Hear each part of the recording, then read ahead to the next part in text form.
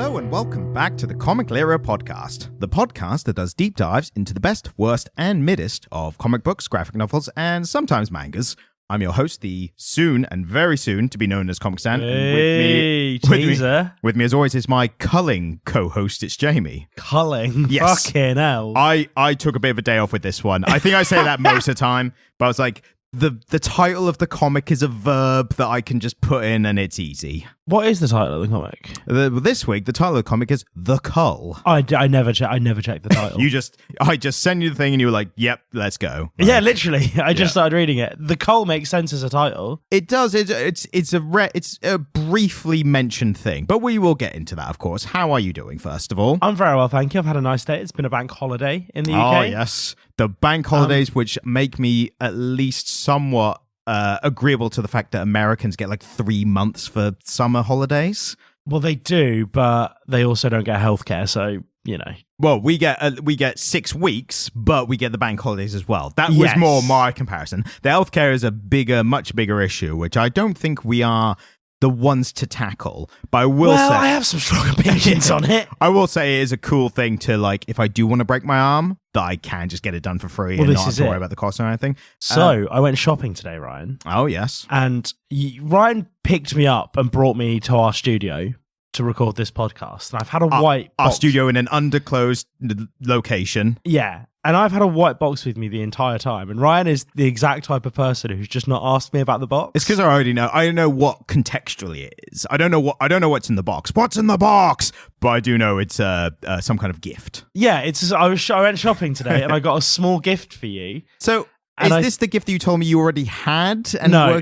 Okay. No, this isn't your housewarming gift that I've still not given you. Okay. My house in my undisclosed location. Yeah, this is a small gift that I found today, and I just saw it and thought you'd like it. Before I pull it out, and I can tell obviously what it is, are we transitioning into an unboxing channel? Yeah, this is it. This is what we want to be. Right. So this is our trial unboxing content. I think you should do it in front of the microphone so that the audience can hear it.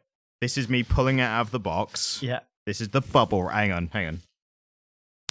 This is the bubble wrap. Oh, it's ASMR. I'm a fan of ASMR, sir. And I have got in my hand a mug.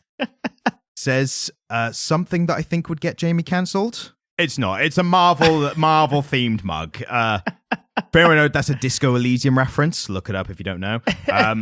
Marvel Legendary Collection mug with what looks like the comic book Avengers, specifically, not the MCU film one, which I think is far more appropriate. What's interesting about this is you've given me this, and I gave you a mug to drink some water out of, and it's a Deadpool mug. So we are full steam ahead on the Marvel mugs. Well, I mean, do you know what? When you brought me the Deadpool mug, I inspected it a moment ago and, do you want more water? And I was like, no, but I know that you like a zany mug.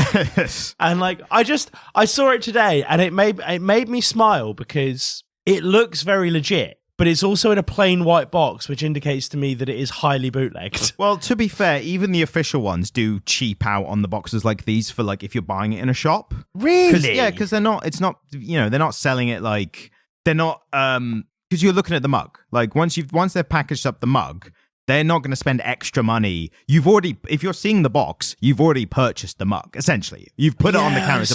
They're not going to spend extra money to be like, quick, make the box look fancy. Like it's just plain white box because they've already got your money. But that's why.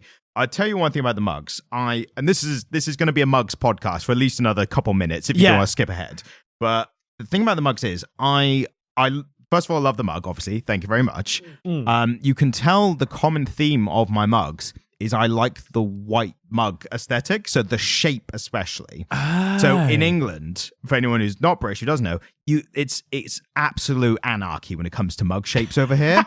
Like, it is, isn't it? You get these little fimbly ones, you get the massive Sports Direct ones that are just unweirdly large. I defend the giant Sports Direct mug. They're good when you have them, but they're good when you have one in front of you and you've filled up and everything. But what I'm saying is, when you're like putting them all together, like if you've been in an office, a British, the UK office that started in this great nation or whatever. Also, I think we need to explain for our American listeners, a mug is a coffee cup. Yeah, I don't know if that's... Do they use mug in America? They I don't think call they it do. a mug, no. No. They call it a coffee cup. They have mugs of cocoa, hot cocoa, don't they? Can I have a mug of cocoa? I think they... I've said that in a very British accent. Can I have a mug of cocoa, Governor?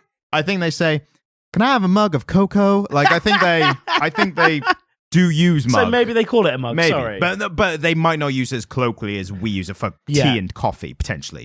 They got a cup of joe. Yeah. Cup of joe is what they call it. But I like the plain white mug aesthetic, and I have yet to get any. Like, but you can see like the common thing, the shape and the color mainly. The plain white mug I like for the diner aesthetic. Yes. Like I love an American diner, and I don't mean like restaurants or cafes themed like diners. No, like an actual diner. An actual full-on diner. Because we have like some diner-themed ones, which are like Ed's Diner is one. And like, come in and have your American French fries. And I'm and like Zach's we have in Norwich. No, what I want is I want to go into a place where I can sit. You don't have to reserve or anything. You just sit down at a booth. I want the laminated menus. And it's got like 100 things on it and everything's great. Yeah. Don't know how. They just are. And by great, I don't mean like 5-star culinary masterpieces. I mean like waffles with shitloads of syrup on it. Yeah. Or, pancakes which are way too large for any single person serving. And the waitress is in her 50s and she's got like a white trash name like Betty Sue. And you can tell she's just been out the back smoking American spirits. Or it's a really young, idealistic one. Like, there's no in between. Yeah, exactly. Yeah, it's either the old jaded woman or the young girl putting herself through college, they right? age from 25 and then they jump to 60. Like, and she like walks over and she's like, what do you want, hon? And then you like order some pancakes. What can I get you, boys? Yeah, and then you're like, I want some grits and some... I tell you what, I've only been to America once. And the thing I fell in love with more than anything was biscuits and gravy. Oh, yeah. Biscuits and gravy. I mean, for our American listeners, like, we have this thing called a scone in England, which is like a slightly softer version of a biscuit that you cut open and eat with butter, or you have fruit-flavored ones that you eat with cream and jam, right? It's a very posh thing to have with tea. You'd have it on an afternoon tea, darling. Yeah.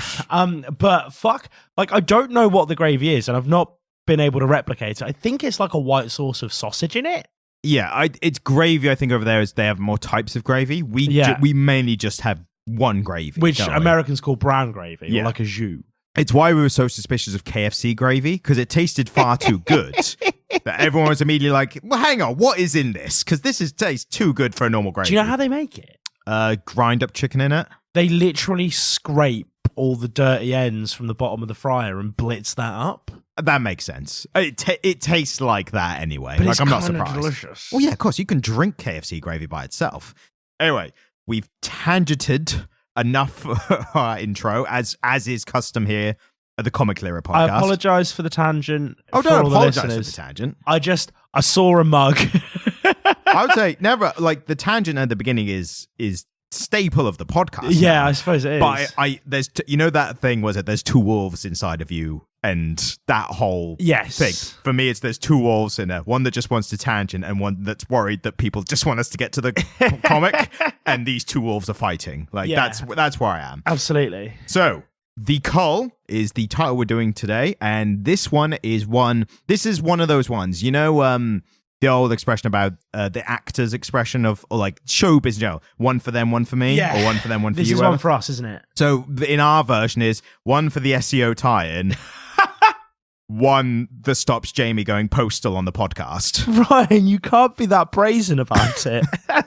Look, we're real on this podcast. Like, we don't hide behind like corporate talk and synergy and all that. We do it, but we don't hide behind it. We are bold-faced about it, because that's what the audience deserves, is the truth. And the truth is, sometimes we just want to piggyback off the success or infamy of something that's happening in the larger world. And then sometimes we have to read something interesting for me. And I think, if I remember rightly, I was a bit of a curmudgeon last week. I was really grumpy because we read a bunch of not great comics, didn't we? Yeah, but it did lead to a more interesting conversation about content. I don't know if it was in interesting or just me complaining. So I think I had the same feeling as you, right? That once we kind of hit stop and we're done kind of thing, you kind of remember where we were at the end, mainly. Yeah. You kind of come up you come away with that kind of vibe. And I think we ended on a bit of like there's just not really much else to say about these kind of things, and it gets a bit depressing with the contentification and all those bollocks. But then when I went back and edited it, I laughed at a few points during it. Okay, cool. So awesome. so I think it was still a good episode. And I know what you mean. The vibe was like, it would have been better for us if the Star Wars comics had been worse. Because that's we get a bit more passionate when it's like something's egregiously bad. If they'd been actively bad, it would have just, it's easier, isn't it? It's easier when you really like something or you really dislike it. That's the thing. And I have to be honest, Ryan, I really quite liked this. I did not know where you were going to go with that. I had my bets. I had my suspicions. So that's really interesting. What did you think I was going to think of this? I didn't know. I if I had to pick, I would have said you liked it. Yeah, but did you? Yes, I liked it. I got a lot good to say about it. I got some nitpicking, naturally, to do as well. But it's a very interesting title. It had me kind of engrossed in and engaged with it, which is the minimum that we can ask for these kind of things. Absolutely. But yeah, no, I enjoyed it while I was doing it, and I'm eager to get into the nits and grits of it. Yeah. Should we start with some credits first? Yeah, I think we should, because wasn't one of the writers of this an Eisner Award winner? Yes, we have. So before I do, obviously we've got to do the credits theme. Which is a bit of a show and dance kind of theme, as everyone knows. It kind of goes a bit like This is new. No. We do it every week. It's that old theme, that old classic comic lyric theme that goes, writers and artists and sometimes a penciler and letterers and flatters, but we're not sure what they do. Ryan, that's credits. I don't remember this, but I'm not going to put it past you that to thoroughly gaslight me, you've gone back. Edited it into every single episode and re-uploaded them. That exact vocal sample is just now in every. And I'm like, no, you've never done that before. Clearly, I have, Jamie. Clearly, we've been doing this for a year and a half. I don't know what you're talking about. It's the old theme that we always do. So who wrote and drew and penciled it? So I don't think anyone penciled this. There's definitely I think there's a letter credit. Let's just go back into it. The lettering is quite good. The thing with the lettering, I find I'm at the stage where if I don't notice it, then it must have been good. Like that's, I think, the minimum requirement. It's in a bespoke typeface. I don't recognize the typeface. Yeah, but typeface is like colors, isn't it? It's like most people don't know 5% of them, right? Yeah. So I have a friend whose job is typography. Like he's a typesetter, right? And so I have over the years absorbed a lot of typography nerd stuff. So we do have a letterer who we will start first because we're going against the grain this time around. And the letters are by Hassan Otsmane-Elhaou. Well done. And we have both to you and him. We have words by our Eisner Award-winning writer Kelly Thompson. Yeah. And we have arts and colors by Mattia De Iulis. So we've got some interesting talent on here. The Eisner Award-winning is definitely an interesting credit. Sorry. Who did the art? The art was Mattia De Iulis. Who are they? I don't know. I haven't seen. So I've only read one of their things before, and it turned out. So I saw that it mentioned in the blurb to the Cull that Kelly Thompson had reunited with superstar artist Mattia De Iulis. So I was like, oh, I wonder what they've done, what they worked on before. Because it also said it's their first independently owned title. Right. So immediately I went, well, the previous one must have been Marvel or DC. So I looked up, and it was actually a Jessica Jones title that a couple of years ago that I read and really enjoyed. Cool. But the art was exactly like this.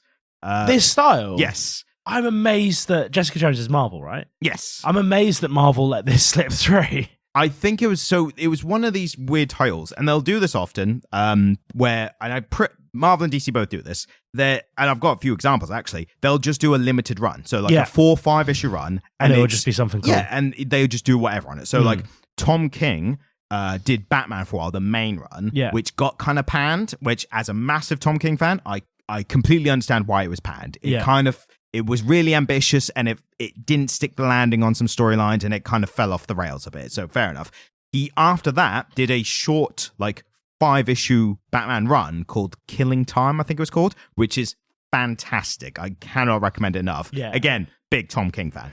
But even though the main run was controversial. They were still like, do you want to do a 5-issue run? And you could do whatever you want. And he was like, yeah, brilliant. I mean, he's Tom King. He can kind of get away with it, Exactly. can't he? There was also that one, The Rogues, another DC one by Joshua Thompson. And that was the one that had actual... You didn't read it, but I told you about it because it had actual swearing in.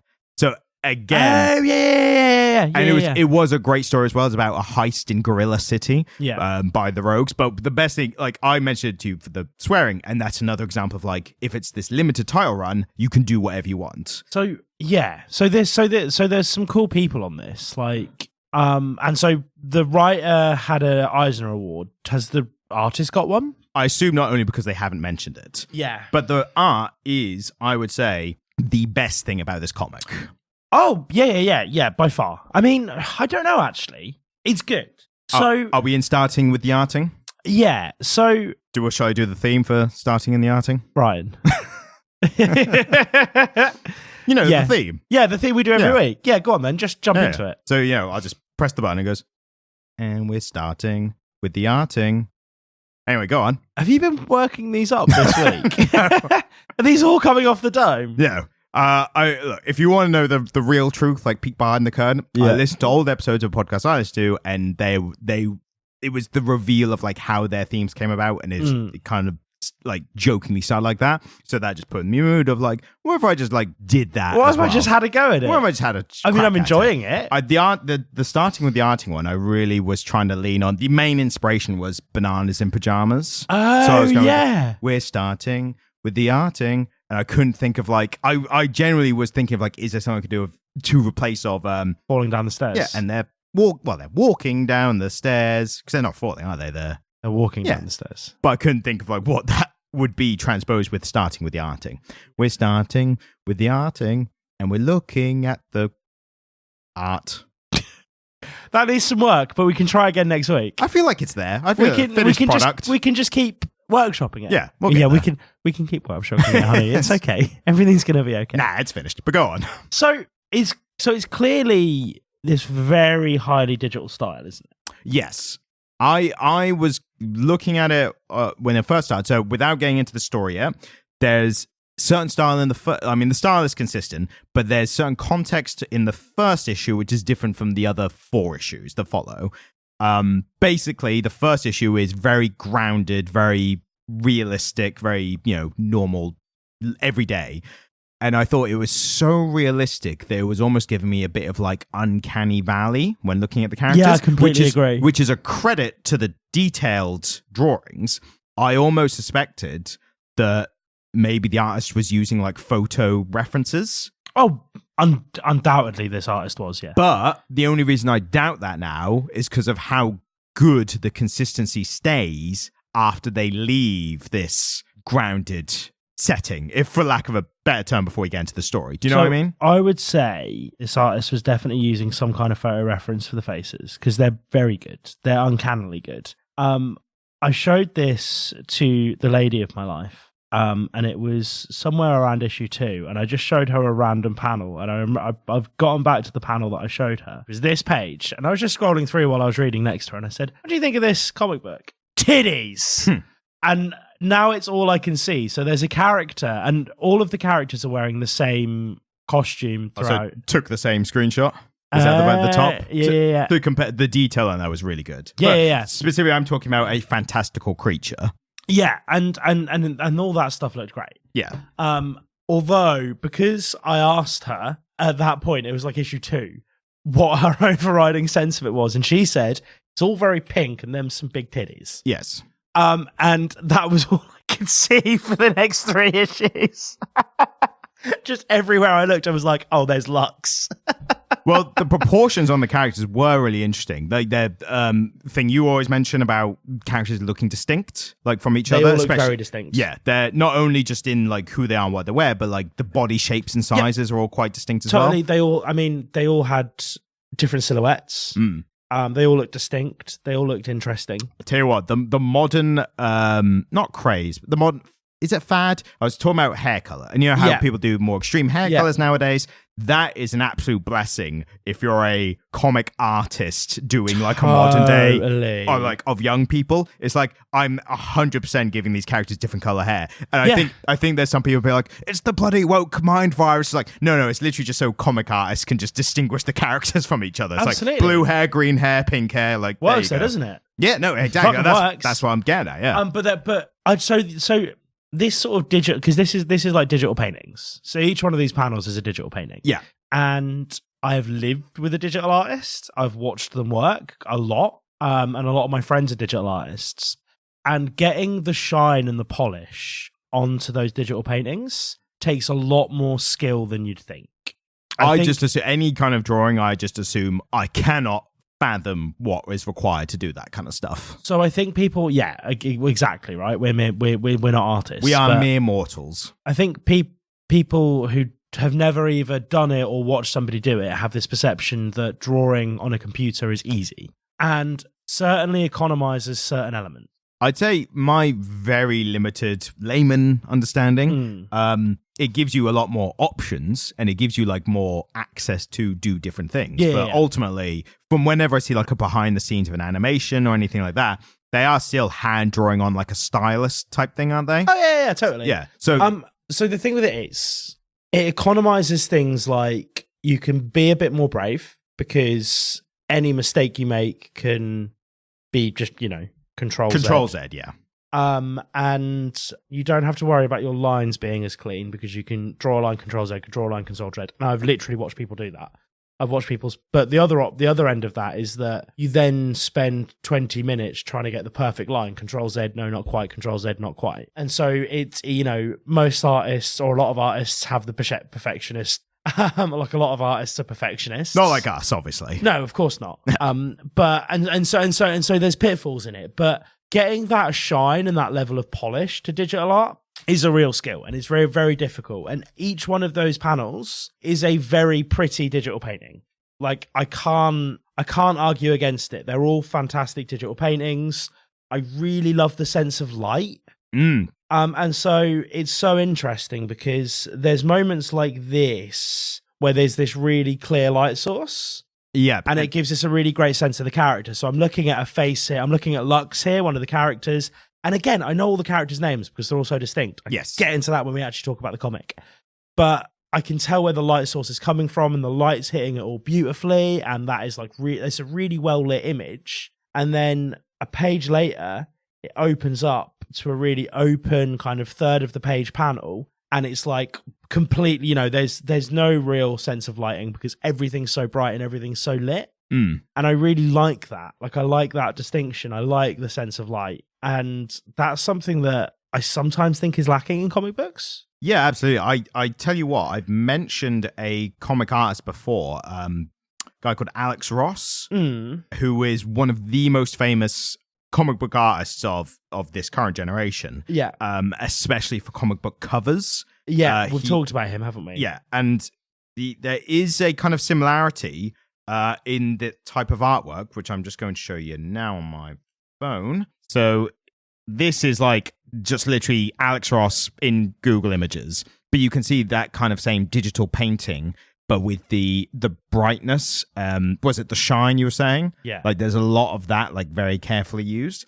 So what's interesting is, as I said, when we were last talking about Alex Ross, I said, it's surprising that no one else really does his style because it's such a well-known style and he's accredited like with the main person behind it.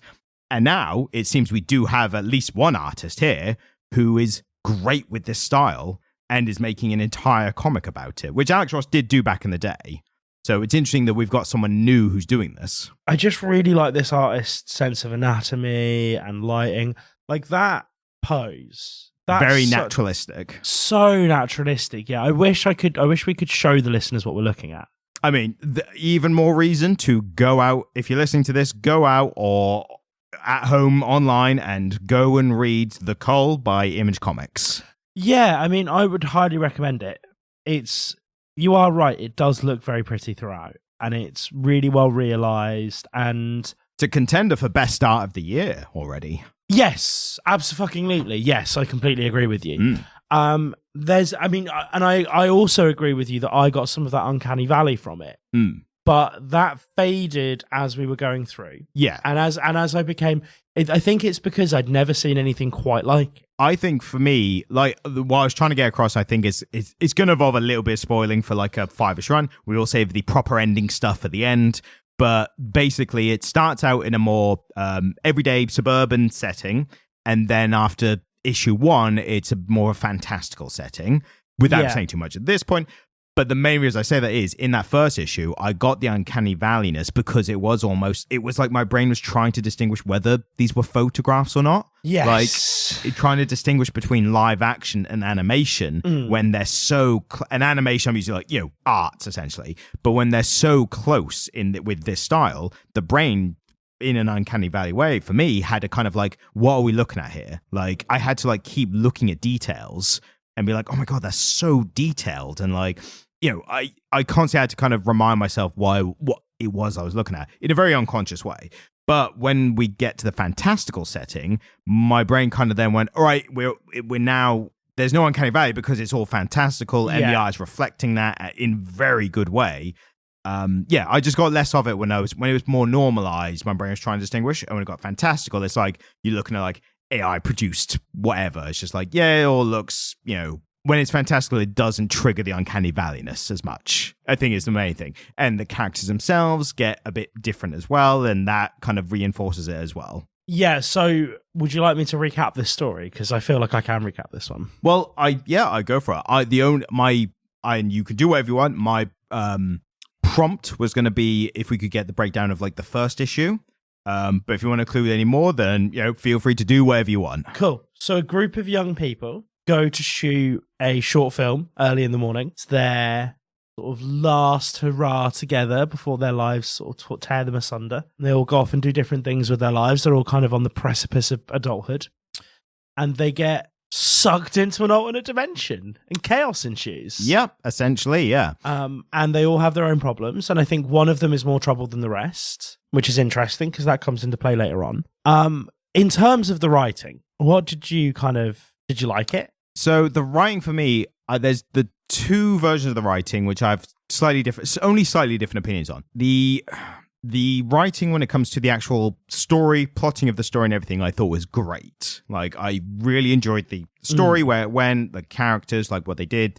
I really enjoyed that stuff. I have some nitpicking with the dialogue specifically and little more things like that. So I have the exact opposite opinion. Wow, that's interesting. I really find the dialogue quite naturalistic and I like the dialogue. I found the story it was a bit broad strokey for me. I kind of see what you mean. I didn't dislike it. Yeah. I enjoyed it. And I thought what was there was really interesting. But it really only gave Wade a chance to shine. I think it did well to reveal like what the characters, who they were and what they were about, what their motivations were. Well, I mean, it did that, but on quite an on-the-nosy sort of way. Well, didn't it? Yes, but I think the thing is, I enjoyed it, for one thing, as a comic. Immediately what was refreshing was the lack of narration. Yeah, absolutely. So the fact that we were getting this exposition in not only just visual, like, here's what's happening in the story, there's no narrator telling you, like, the visual exposition was really good. And then there was some quite good dialogue exposition as well, which did not feel as contrived or hammy or anything like that. My only issues with the dialogue, which kind of happened more later on, is we did get a bit of like quippiness and meta humor, which I wasn't a fan of in bits. I liked it. That's so interesting, isn't it? Yeah, I find that kind of stuff, like quippiness for me, I'm like, because I've been so inundated with it with like MCU and, you know, the Whedon-esque stuff from that and comics just generally, I feel like I've now more sensitive to it. And here's the thing. The only reason I'm bringing it up at all with this comic, as opposed to superhero comics, because there might be people who are like, oh, but you like superhero comics and they're constantly cheesy and stuff. The reason I'm picking it up here is because the general level of this dialogue was very high. But it's a bunch of teenagers talking. Yeah, but that's what I mean. It was high dialogue for the most part, and then it was very noticeable for me when it got to little bits like yes, it's teenagers talking, but I don't know teenagers. I don't spend any time with teenagers. I don't know how they talk. But what I do know is when dialogue feels very Hollywood or TV influenced. Like they're writing it, I felt sometimes and only at moments, again, the dialogue was really good through most of 90% of the time the dialogue was great, which is why Are there for any me, particular moments? Yes. So I can't think of any. Yeah, so I've got some notes of some. So trying to get the ones that aren't giving away anything at all, but there's a bit later where a character makes a joke to break some tension. A bit later on, absolutely fair enough. I like that trope generally, but they make that joke of like, oh, come on, like you're the leader type one. I'm meant to be just the cute, funny one kind of thing. And I'm like, that for me is and British people won't get this reference, I don't think, or not as much. It felt to me like a very CW show type dialogue. So the CW is a channel in America, a cable channel, I think, has very teen-esque driven shows. Right. Not necessarily starring teens, like some are, but some are like Arrow and The Flash. Those were DC superhero shows that are on there. But CW writing style is kind of like, it's always like drama-esque. Like even these ones that are superhero-based, there was always like relationship drama going on, that kind of stuff. And it's hard to describe. It's hard to describe a vibe that it has. But that kind of dialogue is what you would find in that kind of show.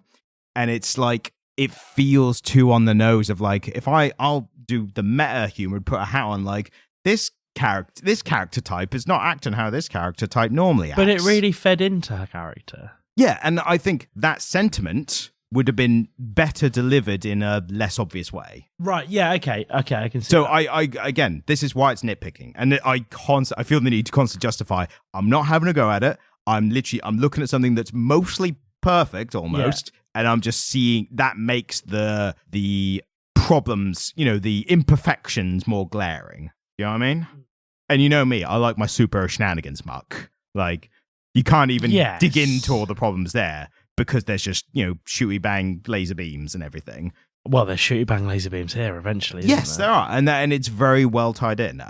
One thing I was going to credit this for, remember we were talking about Void Rivals a couple of weeks ago, and in that, I mentioned about how I could see this like stew of influences had not been properly cooked or blended together. So it was like a chunky stew of influences where I could pick out the things. It was like, that's from that, this is from that, So in this, I found I could see the influences, but they were melded together a lot better, like a lot finer. So in Void Rival, I was like, that's from this sci-fi trope, that's from this. Oh, yeah, I mean, this is above and beyond. But I could do the same thing with this, but I enjoyed the ride far better. It was a far better mixing of those ingredients. So I'll be honest with you, this either this is ripping off stuff I'm not super familiar with. I mean, the stuff. I wasn't as conscious of it. You definitely know the stuff, but again, it just does a way better job of mixing them. I only noticed it because I read the blurb and then I go, okay, so it's this meets this, which is like the thing for modern content these days. It's like, what is your unique take on this? It's like, well, it's this thing meets this thing. Yeah. But this I would describe as, again, I'm not taking individual bits. It's just the vibes are of these things, these influences, and they've mixed them really well. So obviously Narnia is like the top one. That's like kids going into another world. There's Stranger Things vibes. Yeah. There's Stand By Me vibes. Stand By Me is the Stephen King one where the kids cross the train tracks to go find a dead body. Right. It's like coming of age. It was River Phoenix. It was his major role as a kid. Right, okay. It has... I neither read nor watch much. Yeah. Stranger Things and It, like that latest It film, like the missing kid at the beginning kind of stuff. So there's all these things that I can see that's drawing from, but I'm not looking at like Void Rivals where I'm like, each individual page, I'm like, that's from that. This is from that. Right, okay. I'm reading the entire story. I'm going, okay, I'm getting a bit of this. I'm getting a bit of this. I understand where you're coming from now. Yeah, no, I agree. This is Void Rivals was the chunky stew where the ingredients were not mixed up. This is like a very fine mixed like broth or soup where I'm like, I'm getting hints of Narnia. I'm getting a little smidgen of Stranger Things. Like oh, there's some cardamom in there. Yes, exactly. So that was my comparison. I thought it was an interesting comparison with how I talked about Void Rivals before. Yeah, I suppose, and the one criticism I do have is that it is the characters are all painted in quite broad strokes. So you've got Wade, who is very, very intelligent. You've got Lux, who is attractive. And that's kind of her core character, her core characterization. She's a bit of there is absolutely more to her. She's a bit of a Samantha. I don't know what that means. So Sex and the City reference. Have you seen Sex and the City? Of course I've seen Sex and the City. How? Because I was at one point, and I say this with the utmost confidence of the comic literate audience and fan base, at least some of them will relate. But if you were a male growing up at a certain point in time where you had VHSs and stuff like that, or a TV, specifically a TV in your room, you were looking up any show from the TV guide that had any kind of like sex in the title or anything like that. Sex and the City was a big letdown because there was so funny. There was a lot of city, not that much sex. Did you actually? Yeah. That's so funny. Believe it or not, that was a failed stand-up routine from London as well. Like there was a routine about it. Yeah. So, because for me it was the L Word, which was on Channel 5 late at night, and you had to watch it really quiet because you didn't want your mum to see you watching it. But so Sex and the City, I always make the joke like because I watched a bit of it and I was like, this is it's interesting enough. So is she a bit of a Samantha? Oh yeah, she's the Samantha arc. So we've done this with the Teenage Mutant Ninja Turtles. Yeah. You can do that with Sex and the City as well. Right. So of the two, I don't want to talk about Sex and the City at all. This is a good one.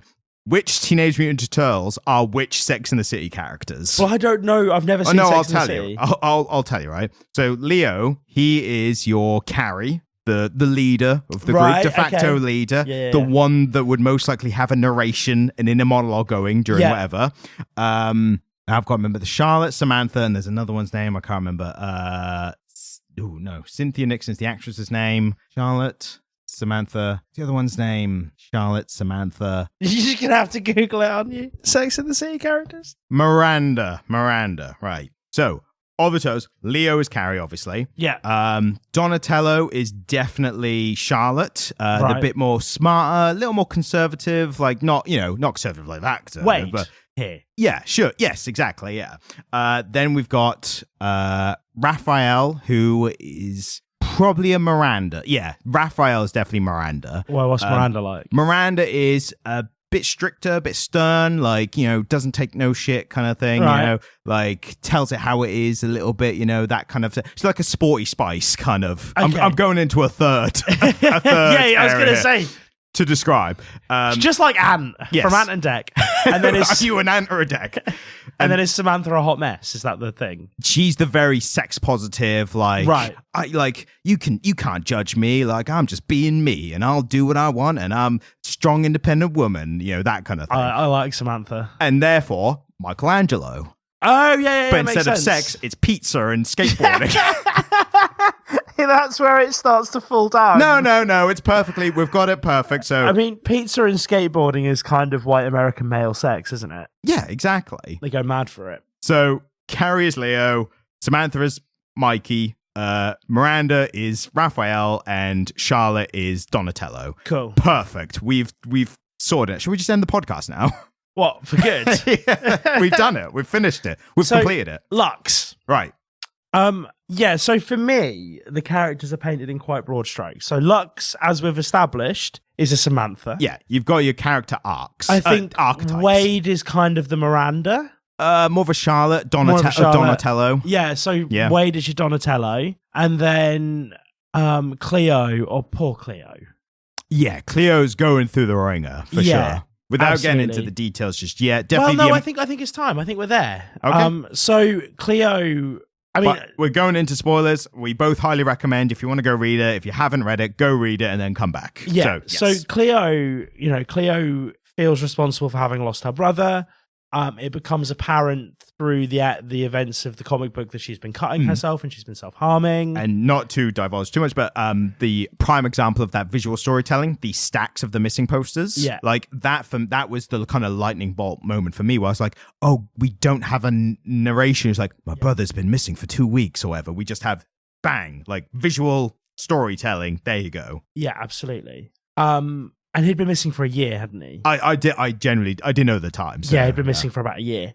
And so she's like highly depressed and she's been hurting herself as a form of, self-harm.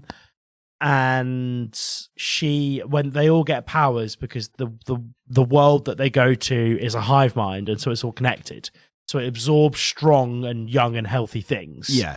And it sees her depression and doesn't imbibe her. And so, that's a very, very real that's such a galling metaphor for the way that depressed youth feel, right? That's like every Smith song turned into a comic book. Yeah. And so, her character has that depth because she has that mental illness. Aside from just her characterization, she's also mentally ill and struggling and going through some stuff. See, in this instance, it kind of is playing both sides in that is it the circumstances, the perfectly justifiably depressing circumstances that she's in, or is it the chemical imbalance in the brain aspects? Because is it the thing where one feeds the other, or if you start out one, it can develop into the other? I don't know enough to say either way. No, and that's it, isn't it? We're not mental health professionals, and mental health's really difficult to talk about these days. Yeah. I think the simple way to look at it is she's going through a bad place, and this is what is being fed off here. And yes, and there's a speech later, which kind of surmises what the meaning and the metaphor and everything is here. Yes, and I did have a bit of an issue with that, and I want to get across. It's again sensitive subject to talk about. What I want to get across is that the big speech at the end that she does. The content of the speech, fantastic. The messaging is stuff that should be out there and is great. It's essentially, for anyone who's still listening and hasn't read, it's about she was identified as weak earlier by this organism. It's like a hive mind organism thing, and she kind of gets across that actually the people who go through these hardships and make it through are the strongest people because they had to go through everything, and they've made it out the other side in not even necessarily in one piece, but have made it through and are on the recovery on the other side. Yeah. So that messaging, fantastic stuff. I love that it's in a comic. Yeah, totally. My issue is, and I feel extremely nitpicky for making it. I'm aware if anyone wants to criticize and say, criticize me on that basis or any basis, absolutely fair enough. Oh, don't worry, I will. You should. I think it was a bit of a, like I said earlier, it was a bit of a, let's take the messaging and let's package it up and surmise it in a speech for a character at the end that felt just out of place. They were in a moment where they were fighting for their lives kind of thing, and tell you what I wanted in it. And again, it's nitpicking. What I wanted was a rougher, less neatly condensed something to say. Yes. Do you know what I mean? This felt a bit like, here's what the comic book is about thing. And I think I wanted something a little more that I could sink my teeth in, to be shorter, rougher, more realistic. Again, the dialogue, quite realistic in most parts. This felt like a scripted moment. It's interesting, isn't it? Because I think this smacks of the moment that the writer defended from the editors. It strikes me that you are right. I mean, it is the central observation of the comic book, isn't it? Which is that I feel bad for criticizing, because again, I that's why I keep wanting to get across. Like the content of it, love the content and the messaging. It's literally it's the packaging and the presentation from a purely story-based observation. Yeah, and what we have here is a hive mind, which could be seen to be representative of society at large. Oh, it's society, is it? Rejecting somebody because of their mental illness, and then actually, finding out that but the argument to that being that people who have endured struggles come out of the other side stronger, and they have weight and value in society because of that. If we want to get even more nitpicky, I've got a thing, and you might be able to refute this with some information I've missed. What happens in the end is you've got these four characters. They develop separate powers, which they then learn. They actually all have the same powers, but the powers manifested because of their different personalities. Yeah, that kind of stuff I like. That's cool, isn't it? It again, another influence. They may or may not have influenced this piece. Did you ever watch the TV show Misfits? Yes. So I really like that. Misfits was great. As a superpowers fan, I loved characters. That was one of the best ever characters getting powers based on their personalities. Side note, when I was at uni, we used to have a big common room in our halls of residence because my halls of residence only had like 140 people. Shout out to any Broomies that are listening. If you lived in Broomhurst halls of residence in Manchester, it's not there anymore. Drop me a message. Like, I want to hear from you. Even if you're not one of my Broomies, if you're a Broomie, I want to hear from you. Anyway. Broomies for life. Yeah, man, Broomies. So we, there was 140 rooms and we had a big common room. And every week, it was the only thing we did this for, but every week about 50 of us would pull up chairs in that common room and sit around one TV together and watch Misfits. Yeah. And it's like totally a formative memory for me. Yeah. Misfits was fantastic. So good. It really fizzled out over the seasons, didn't it? And which is a big shame. But that for those first 2 seasons are fantastic. And like I say, they do a really good powers with the personalities. Really early roles for some people who went on to do huge things as well. Oh, yeah, absolutely. Because the guy who played Ramsay Bolton. Yep.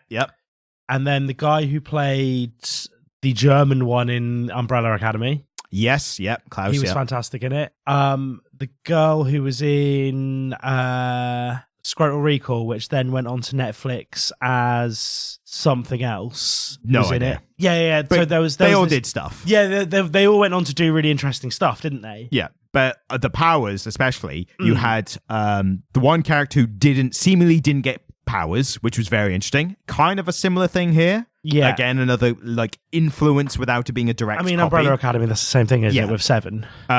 You had the character who had fucked up his life before, one bad moment ruined his life, gets time travel powers. Yeah. You get the character social outcast, feels and becomes invisible. You've got the overly sexual character who gets the powers of literally making people like animalistically want to have sex with them, but which then they can't remember afterwards. Yeah, which immediately becomes the like rogue, like you can't touch anyone thing, which was good for again that character personality. And then the character who was abrasive with everyone, like just assumed that everyone was like angry with everyone, abrasive with everyone, gets the mind reading powers to then see, oh, not everyone is thinking about you and talking shit about you in their head, kind of thing.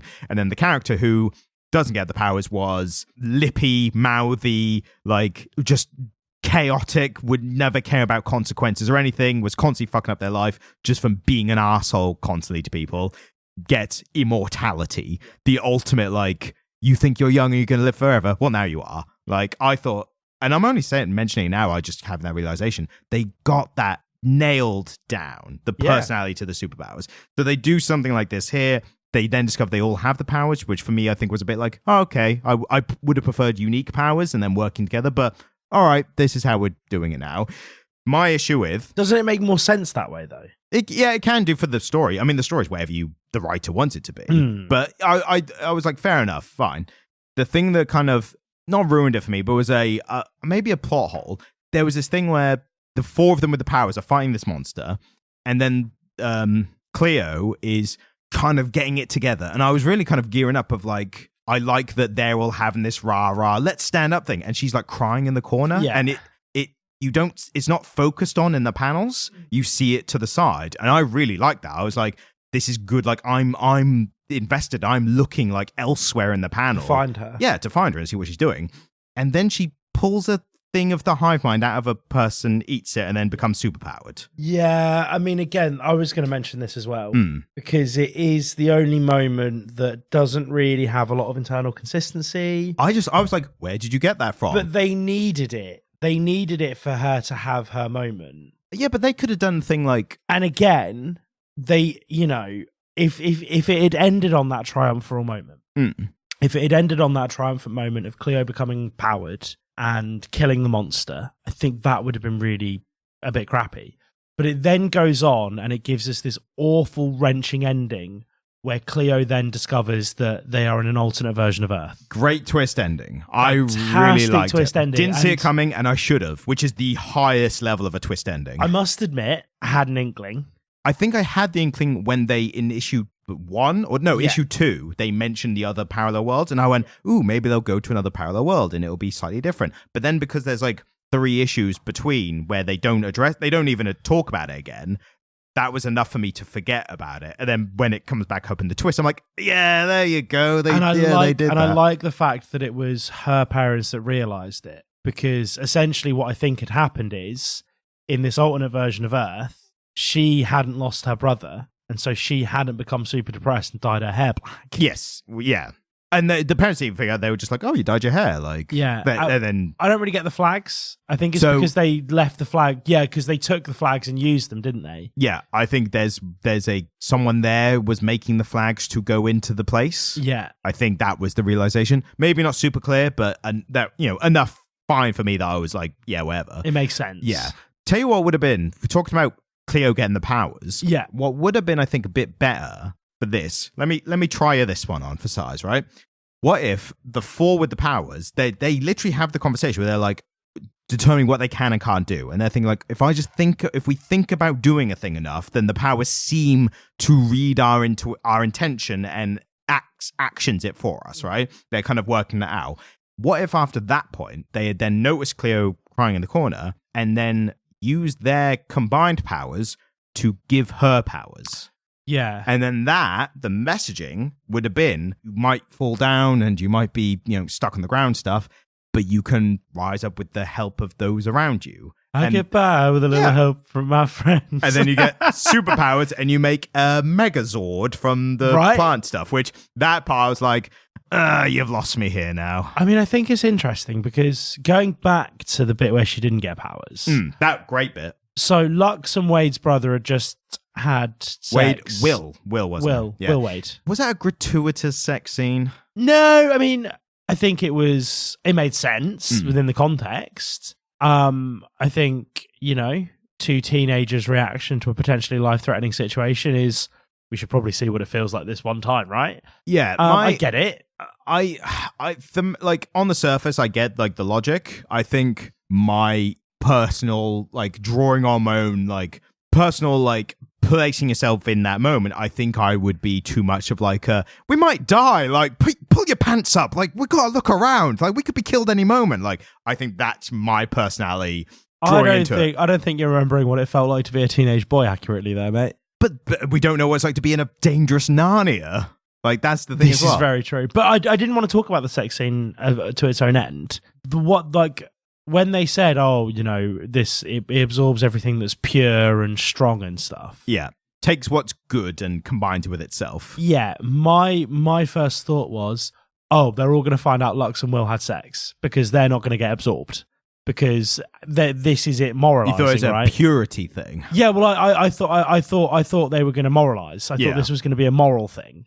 And it wasn't. And I was like, that's so cool. Yeah. It's just super sex positive. It's like, no, that's, two teenagers fucking, that's perfectly acceptable. That's normal. That's like normal behavior. Yeah, I wouldn't even go in like, I think like the writing being generally sex positive, yes. I think the whole hive mind thing is like, it just works on like a more ethereal level. Yes. Like, it's like the whole religion thing. It's like God's going to see you masturbate and he's going to strike you down. It's like, God doesn't have a body. Like, if there is a God, I don't even believe in God, but if there was a God, they don't even have an ethereal form. Like all this I think if there was a God, it'd have more important things to worry about than me rubbing one out. Yeah, exactly. If I'm being completely honest with you. And that's the point I'm making. And like, a hive mind is, it suits it much better, the lore of this hive mind. It's like the positive and negatives are all like mind and body and like, and even almost, it kind of works on like a self-assessment kind of thing as well. Yeah. Like it's sort of Cleo's in a bad place and that's, affecting her self-worth, sense of self-worth. Maybe that's how it works out because it's like an alien thing. How there's the old Rick and Morty thing where when they have the clones that from the spa, that like the bad parts of them. Yeah. And the key point, which was always I think a great bit of writing in that episode, was how does it know what's good and what's bad? Like it's an alien thing. How does it know what other alien thing is good or bad? And it's based on the subject's own perception of themselves. And Rick's like love for Morty is one of the things that he thinks is toxic. Yes, exactly. It's one of his toxins. So I think I like that this kind of worked in that way as well, where the other characters are just like a lack of a better term, normal, not experiencing trauma in any way. So they're just like, yeah, I feel pretty good about myself. Like, and they're like, great, you're all good. And then like one character whose self-worth is, bad place there, that's when they're like, ooh, no, actually you're bad. Like I think that totally this is what I've said before about the things like this where the lore gives you space to create headcanon, but it doesn't require it. No, exactly. Yeah, and this story really does fill in most of its own gaps. I think going back to Cleo's speech, yeah, I don't think it's as egregious as you do. I don't think the dialogue is that bad. I think firstly, it just took me out a bit. I like arousing speech. Yeah, and I like arousing speech, and I don't necessarily. I'm not necessarily defending it because I don't think it needs to be defended. Yeah, that's fair. So I don't think it requires defense. Again, I'm nitpicking, so I wouldn't class as something needs defending or not. I think that if the comic had ended that way, and again, there was scope for it to have ended that way, right? Like that is a moment that one could end on. That, you know, they could have wrapped it up after that. The issue's had some great cliffhangers, by the way. Yeah, absolutely. Each big moment was the cliffhanger of an issue, which like would make you buy the next one. Yeah, totally. And that's, you know, that's episodic media, isn't it? Yeah. But I think the fact that it ended with something that was wrenching and awful and just something that they couldn't easily rectify. And it's sort of, you know, it drops you back in this place where it's like Cleo's had this amazing revelation. And she's gone home and she's found her brother, and you know she has regained her self-worth, and she now has a complete family again. But it's not her family. And the question is, do you just Rick and Morty it and forget about your original family and just say, well, these people look like my family and they are my family functionally, and I love them. But also, presumably, there might be another Cleo there. Well, oh fuck yeah. And that might be like the realization in that moment of like, is there a Cleo here? Like, I hadn't considered it. Yeah, because she did. So it implies that all other Cleos disappeared, right? Or at least that one did. Well, but a bunch of people died recently in that beach attack, so we don't know. But I tell you what, one other like the speech again. I'm not like even attacking it. I'm saying like it just felt a bit contrived to me. And my measure. Oh, I agree with you. Yeah, my general measure, because like I'm like you are definitely more in tune with like assessing pieces and literature and stuff like that and breaking them down and stuff. My barometer is, does it take me out of the story or not? Yeah. Like if I'm reading it, does something make me go, this is great, I love it, or does it make me go, hang on, what? And then it breaks my flow of like reading the story. And that speech, just for me, I just went, it's framed a bit contrived. I think the thing with that speech for me is there are often characters in fantasy books, your author insert characters. Yes. And this Cleo it feels like Cleo's that. Potentially, yeah. So, for instance, for the benefit of everyone listening who isn't familiar with the trope I'm talking about, in Terry Pratchett's books, Sam Vimes and Rincewind and Death are self-insert characters. And so they are characters who, at least on a topic, will share Terry Pratchett's views, or they are a mouthpiece for the author. And so, you know, it's quite well established by Pratchett fans that when you are hearing Death speak, when you are hearing Vimes' opinions on things, when you are hearing Rincewind's opinions on things, really you're hearing Pratchett. And those characters give Pratchett a space to voice his opinions. Notably, his opinions on class and wealth through Vimes, and his opinions on education and intellectualism through Rincewind, and his opinions on death through Death. And sometimes he'd go in little diatribes about like Branston beans are better than Heinz and stuff like that, all right? the time, yeah. Constantly. Yeah. And then when you're reading, and he was cast out for those views. Absolutely, yeah, absolutely, yeah, of course. And then when you are reading George R. R. Martin's work and you're reading A Song of Ice and Fire, often Tyrion is his mouthpiece. And so Tyrion is the character that he's voicing his own opinions. Just so happens to be the smartest, most intellectual, and of course, most well-spoken of the characters. Just so happened to be the writer. Well, yeah, and you've got this like funny-looking fat bloke writing a story about people who are amazing with swords, and he sees what his value in that world would be, which is his mind. And so he creates a twisted, deformed character through whom he can voice his opinions on the stuff he's writing, right? That makes perfect sense. Yeah. And it feels to me that in that moment, Cleo is functioning as a mouthpiece character. Yeah. That's the impression that I got, is that this writer wanted to have that moment for her. And because it is a little bit tonally different, not saying this did happen, but I bet they had to defend that from editors. I bet they had to defend that on different revisions of this story. I would say I don't think so, only because it's Image. So the thing with Image is like Image are so removed from the creative process. Yeah, potentially. Because it's creator owned Everything titles. has editors. Yeah. Everything has editors. And I think with Image, and again, this is purely speculation, I don't know for sure. I think with Image, it's more like we just want to see what we're putting our name on. Like that's the level of editing I think they do. Especially when you're coming in with an Eisner Award-winning writer already, and I think for them they're just like do what you want. We just want to have a look at it before we put it out. That's when did this come out?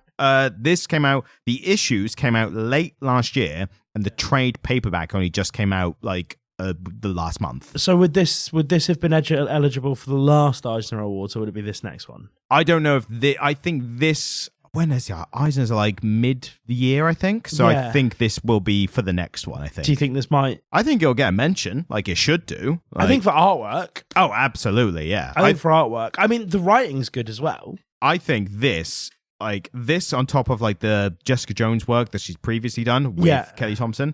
But I think this for De Iulis is, I think this could propel them to like, again, like filling that Alex Ross role of this type of this style of art that's not been catered to as well. And I think I've seen this style of art before, never to this level. No, like, me neither. Except for Alex Ross, and that's saying something. And to be honest with you, I think this is better.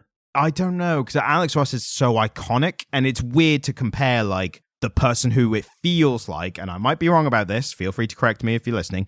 It feels weird to compare to someone who like created the style, or at least like, what's the other term? Like not created, but popularized the style versus someone who's like elevated it, but so far removed. The thing is, Alex Ross's work, I like it, but I don't think it's anatomically as interesting as this. I don't think it's as subtle as this. I think what this artist has been able to achieve here is essentially one of the largest collections of really beautiful digital art that I've ever seen along a topic. And bearing in mind, Alex Ross is his main title that he's known for this style from is a DC title called Kingdom Come. Yeah. Came out in 96. So he was doing that well with where digital art was then, like the late 90s. Yeah, totally. And the fact that, again, I said before, in almost 30 years, like it's not become popularized, like it's not become mainstream. It's so unique that whenever you see that art style, people say, oh, like Alex Ross. Like his name is so intertwined with this art style. It's synonymous with it. And I think, and I agree with you in a way, I think that Mattia here it might be the next generation, like has elevated it to maybe be the next generation. This is so much more well realized than anything I've seen from him. Yeah. But again, using much better kit. Yes. Like much better kit than he would have been using. Like they will have had a Cintiq or something. Yeah. Which are like fantastically beautiful pieces of equipment. I mean, this could have even been made on an iPad Pro, which again, fantastic to draw on. Like it's, I think. So I think this, like the central observation of the comic is strong enough for me that it justifies his existence. I think it looks beautiful. I tell you, one of the we're kind of summarizing the other little point I want to make, and I think you'll agree this was very good as an example of like the writing and the art going hand in hand so well. Like this is a great duo to the point where if you told me this was one person, like if I read it and you said it was one person doing writing and art, I'd believe you because of how intertwined the writing and the art was. Yeah. The main example I have is the creature who you come across going from when they first meet them to naive, like seemingly innocent alien creature. A bit ET, maybe not as cute, but like that's that kind of like, hello, like who are you? Like that kind of meaning. The slow transition from that to menacingly evil Stranger Things monster. Yeah, totally. It's so seamless. Like I only kind of realized that after the point when they took it from like almost like Red Panda. Yeah, Red Panda, Pokemon, like a personified kind of character starts talking to, oh, this thing's going to eat your soul and has opened up its face with like rows of teeth. Like I thought that's slow seeming transition in conversation. Like it happens over one instance of them talking to it.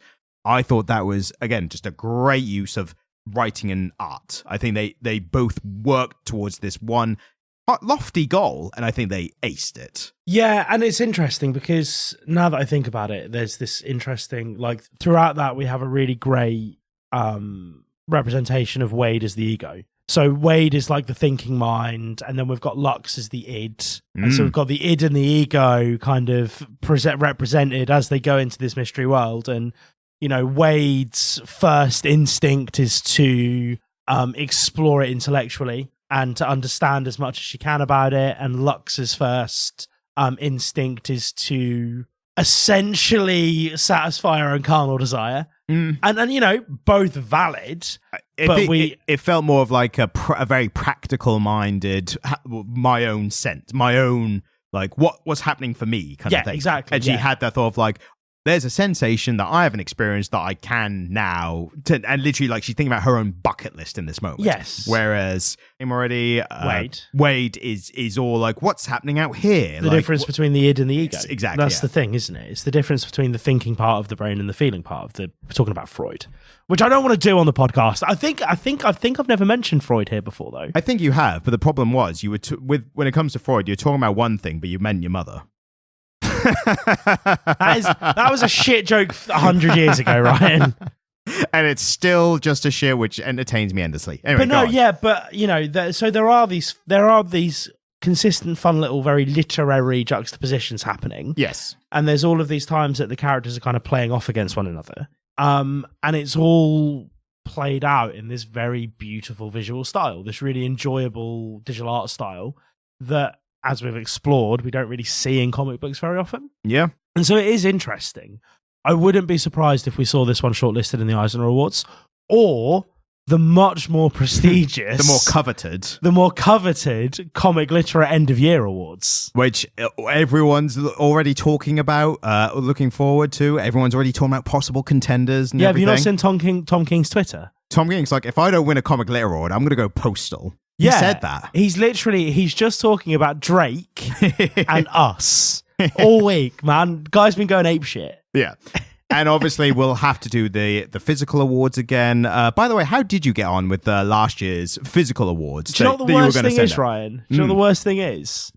I thought about this the other day, and I was going to go and do them and bring it up on the podcast, and now you've ruined it, because now it looks like you reminded me. Just it so happens that the one time I finally brought it up on the podcast was just when you were about to. Yeah, absolutely. I was just about to do it. That is the classic weaponized incompetence man who's like, like, oh, you've just nagged me about this thing. I was just about to do it anyway before you were even going to say anything. I was actually just about to do that thing that I put off for 2 years, but I've now got around to. Absolutely. But I think that's it for this one. Yeah. I think we're not going to be able to really do it any more justice. No, but it was interesting. I enjoyed it. Yeah. It was the easiest read we've had in a long time. Yes. It was the most readable thing we've read probably since... The most readable bit of reading that we've ever read. Yeah, well, it was the most readable title we've done this year, I think. I think there's been others that I'm trying to think of another one that was quick to read. I mean, Void Rivals I got through very quickly. But it wasn't that good. There wasn't much to it, yeah. And we've had denser titles, which, again, density in literary terms does not necessarily mean good. Was Where the Body Was this year. Yes. Yeah, that was this year. So that was readable. That was very readable. That was very page-turny. But this was very page-turny. Yes, yeah. Oh, you always want to see what happened next. The end of issue cliffhangers were great. Yeah. Really the whole thing was great. So really enjoyed it. Really would recommend it. So psyched to see if it gets more issues. Yeah, so that's one thing that I think I mentioned off air. For some reason, we talked off air, which is unusual for us. But you were saying that Image are doing 10-issue runs. So Marvel and DC are apparently either Marvel or DC, I forget which one, but it's probably both. But they're saying about they're going to be reassessing at more after 10 issues rather than just like keeping things going. Image, what I've seen them do a lot more in recent years is and maybe they've done it more and I just haven't seen them, but they generally do more like 4, 5, or 6 issue runs. Yeah. So another common one, and it's not Image, it's a different title, but this was very good for Maniac of New York. Yeah. Which that kind of goes again in 4 or 5 issues, and it does like almost like seasons or series, you know, like you see that you could almost look at it like series 1, 2, and 3 of Maniac of New York, which is how people like to consume content now. They exactly. They like to binge a chunk of it over a week. It's the Netflix effect, isn't it? Netflix dropping whole seasons of stuff at a time. Yeah, I think there's definitely something to be said for that being the better way forward. Yeah. I think something like this is cheaper to make. Yeah, totally. It's more focused. It's if you've only got 5 issues, you kind of reassess like, right. I don't know if this is necessarily cheaper to make than a traditional comic book. No, but I mean like as in just less issues. Like Fewer issues. So, but imagine if this was like if this was just an indefinite run. Yes. These plot points we might not have got to till like volume 2 or 3 or something. Yeah, potentially. This one is like, you've got 1. Let's see what you do with 1. You can leave it open-ended. You can do whatever you want with it, but we're only allocating 1 now. I suppose the problem with that is we're going to see things that don't get second volumes not have definitive endings. That's always going to be the problem, isn't it? This one felt like it had an ending to this. Like, this feels like one of those. It could end here. Yeah. I don't want it to. I don't think this is a great ending. No, but this could be like an M. Night Shyamalan ending where it's like they're actually in the wrong universe, and then it just never pays off again. Yeah, or like Mulholland Drive. Yeah. Which just ends super weird. Well, super David Lynch. Yes. I mean, literally, one of the characters in Twin Peaks and David Lynch ends up in another alternate dimension at the end or something, or the other room or whatever it's called. But yeah, so it's interesting that Image have been doing this, and I'm looking forward to more comics like this, where we can just read this run, assess it, like enjoy it, and hope to see more. Yeah, and vote with your wallet, like buy stuff that you like, and then that will encourage more to be made for it. A weird call to action from a podcast where we're not selling them anything.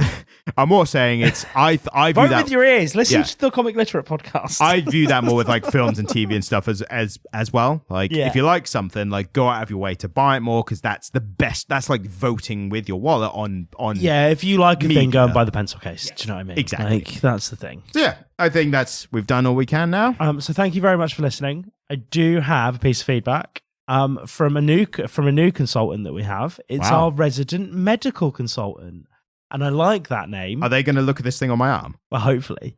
I like that name though, because both resident and consultant are medical terms. Did you see the puns that I did there? I mean, I saw it, but when you really pointed it out, that's when it really hit for me. Well, fuck off. So, can you explain it again? No, I did it once. If I do it again, it'll spoil it. So our resident medical consultant reached out to us and explained to me very politely that it's only very senior surgeons who stop going by doctor and start going by either Miss, Mr. or Mrs. again. They didn't explain why they do that, but they told me that I was wrong. It's not all consultants, and it's not a blanket thing. It's an option that very, very senior surgeons have. Yeah. Like very, very, very senior surgeons have the option to no longer be doctor. They didn't get into it enough to explain the differentiation. And neither will we. Potentially because I was busy. Right. If I'm being completely honest with you. But thank you very much for that correction to our resident medical consultant. That is now your official title. I will give you one correction as well. I think to you, because you questioned this and I gave you incorrect information. Okay. So last week was our Star Wars board, and I have to correct that because I had it as Gishborg at the end. Yeah. It's actually Gusboard, as you originally said. You said so I was board. fucking right. You were right. Now here's why I'm explaining what happened here, right? You know when you search in Google? Yeah. And I Google words, spellings constantly, especially now we're putting stuff out online. Yeah. I know that, what's the nice way of saying grammar Nazis? It's like... Grammarians, yes. It's not the nice way, it's just the fucking word for it. Do you know what bothers me, right? Do you know what bothers me? As grammarians, we've given you a word to refer to us with, right? We've given you the term, yeah? And then you've walked up and gone, haha, don't want to learn that, grammar Nazis. And it's like, no, we already had a fucking word for it. It's been around for ages. Grammarian. Would you prefer grammar Nazis or right supremacists? Neither. Grammarian. There is a word for it. I grammarianed you earlier, didn't I? Yeah. I feel so bad about that now. Do you? I thought it was your thing. I mean, the distinction between lesser and fewer is important to me. Well, I tell you now, I will get it wrong because I refuse to learn the difference. So but it's easy. Yeah, but I refuse. It's about countable nouns and stuff. It's great. So Gusboard is the correct one, and it's smorgasbord. And the reason is I Googled it to see if my spelling was correct, right? To see if it fit with the Star Wars thing. But it's pronounced with a D, not a G. No, it's spelt with a D, not a G. But I wrote it, and then immediately the thing that came up was the description of the thing I'd searched. So I was like, okay, I've got it right then. And then when I researched it, when I redid it, went for the video, I realized it had the same thing. And in tiny writing, for some reason, under the search bar, I had the showing results for smorgasbord. So I was like, my searching spelling, just be like, is this the thing that I'm thinking of?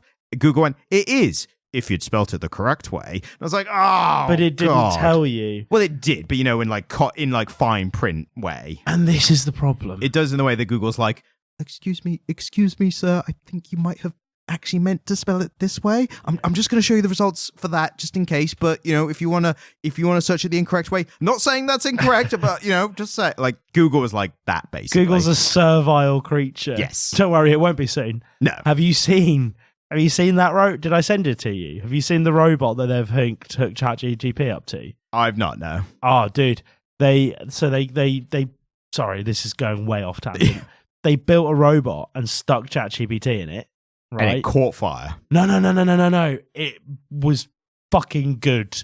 Like they got it to organize some plates and cups, and then they got it to differentiate between the plates and cups and a piece of food. And the guy said, "Oh, I'm hungry, ChatGPT. Can you rectify that?" And the robot picked up the piece of fruit and it gave it to it, and it said, "Oh, while you organize the plates, can you explain what you just did to me?" And it sat and organized the plates and explained to him that it had given him this orange because it was the only edible thing in front of him. Like, the robots are not just coming, they are here, my G. They are here. Nah, there'll be problems. Don't you worry. So, Google, we love you. I'm the one who was doing like I love our robot overlords whenever they take over. I never said I disliked them. You were the naysayer. I never said I disliked them. I said I was scared of them. Well. So thank you so much for listening. YouTube, TikTok, comicliterate@gmail.com. Yeah, cheers, guys. Reviews, do those 5 stars. This was a good one as well, so do that. And if you put something in if you send us a review, if you put something in the review, we are compelled by Gypsy Curse to read it out. We are. Thank you. Goodbye.